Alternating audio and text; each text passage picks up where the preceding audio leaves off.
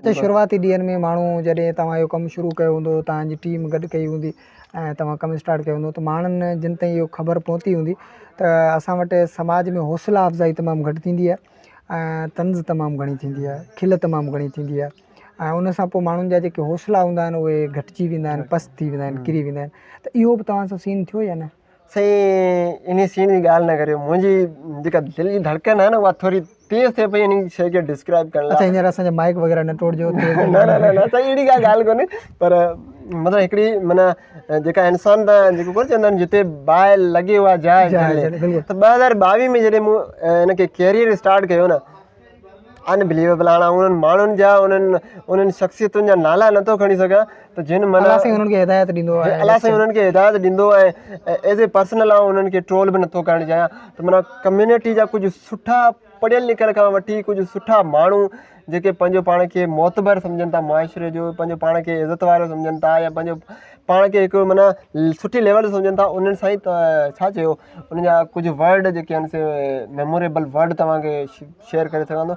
कुझु दोस्तनि इहो चयो त तूं पछाड़ी जो जेको सो कागज़ चूंडींदे ऐं इन फील्ड में कुझु बि न आहे रखियो, तूं पागल थी वेंदे। इहो हिकिड़ो कंप्यूटर हिकिड़े क़िस्म जी मतिलबु हिकिड़े क़िस्म जी अहिड़ी फील्ड आहे जिते इंसान खे चिरियो करे सघंदी ऐं इन शइ में तूं वञी न त सही आहे। सही हाणे असुलु हुननि जो बि ॾोह कोन्हे, हुननि खे बि तकलीफ़ लाज़मी थींदी आहे जेकॾहिं हिकु 18 साल जो नौजवान घर वेही लख रुपया कमाए सघे थो ऐं हिकु 40 साल जो माण्हू या हिकु माना 35 साल जो हार्ड वर्किंग पर्सन बि जेको आहे सो 8 कलाक 10 कलाक 16 कलाक 12 कलाक कमु करे बि एतिरा नथो करे सघे, त हुननि खे हिकिड़ी क़िस्म जी तकलीफ़ इहा आई त यार हीअ नंढड़ो छोकिरो आहे, हीअ असांखां अॻिते निकिरी वेंदो हलियो ऐं सुभाणे वरी जेको आहे सो असांजे जेको आहे सो गले में पइजी वेंदो। हा, त कुझु माण्हू अहिड़ा हुया मुआशिरे में त उन्हनि ॾाढो ट्रोल कयो, उन्हनि ॾाढी जेका त तनक़ीद कई ऐं हौसला अफ़ज़ाई करण वारा कुझु चंद माण्हू हुया जेके जिन में मुंहिंजा टीचर्स शुमार आहिनि।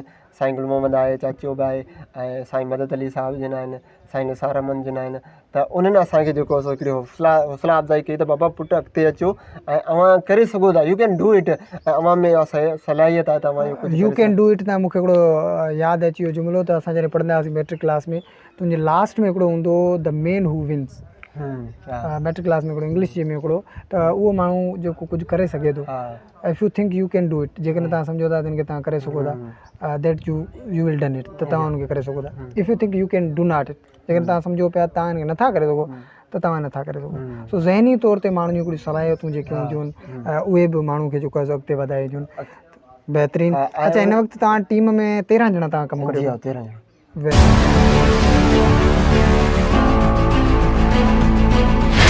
हर प्रोग्राम जो मतिलबु तमाशो न आहे।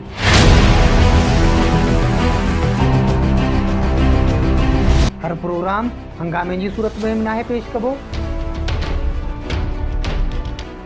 वक़्तु ऐं हालात भले कहिड़ा बि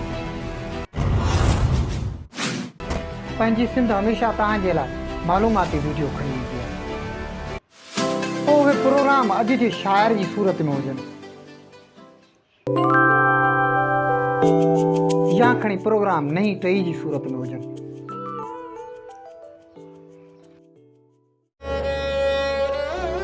वसंदी वसंदी वहण वहण जी दांह आला ऐवाननि ताईं सिर्फ़ु ऐं सिर्फ़ु पंहिंजी सिंध पहुचाईंदी आहे।